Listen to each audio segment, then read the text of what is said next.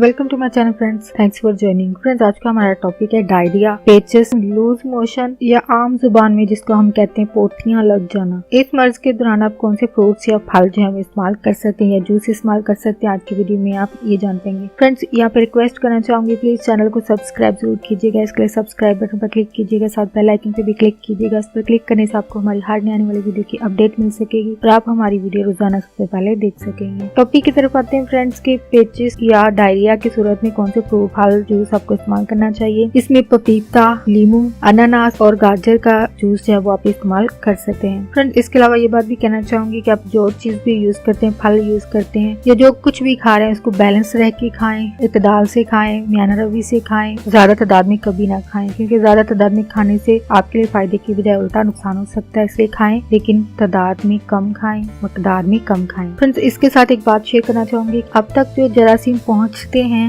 अब तक जरासीम पहुंचने के लिए आसान जराइज हैं। आपका मोबाइल है, रिमोट कंट्रोल है और रुपए नोट या फिर बाथरूम वगैरह के जो हैंडल्स होते हैं जिनको आप पकड़ के दरवाजे को खोलते हैं, या फिर किसी से हाथ मिलाना, क्योंकि आपको नहीं पता कि इस बंदे के हाथ कब धुले हुए हैं, कब उसने धोए हैं। यानी ये तमाम जराइज जो हैं जिनसे जरासीम जो है आप तक आसानी पहुंच सकते हैं और आपको यकीनन ये जरासीम जो है बीमार कर सकते हैं। और इसके साथ ये भी बात कही जाती है तहकीक में कि हर जरासीम जो है वो इंसान को बीमार नहीं करता है, यानी आप तक पहुंचने वाला जरासीम जो है वो आपके लिए एक दवाई का काम भी कर सकता है। तो इसलिए जरासीम से डरें जरूर, लेकिन इतना भी नहीं कि आप इसको एक फोबिया बना लें और हर वक्त इस बात से डरते रहें। और इसके लिए मिसाल इस चीज की देना चाहूंगी कि हाथ मिलाते हुए अब कोई बंदा इतने अखलाक से मिल रहा है, आपसे हाथ मिला रहा है, तो आप हाथ न मिलाएं किस लिए कि जरासीम आ जाएंगे। तो मे भी आपकी तरफ कोई वो जरासीम आ जाए जो आपके लिए फायदेमंद हो, तो हाथ मिला लें। इन शॉर्ट के जरासीम से बचें जरूर, लेकिन हर जरासीम आपके लिए खतरनाक भी नहीं होता है, तो इस चीज में भी थोड़ा सा एहतियात रखें। तो ये जराइज जो है जैसे कि मोबाइल,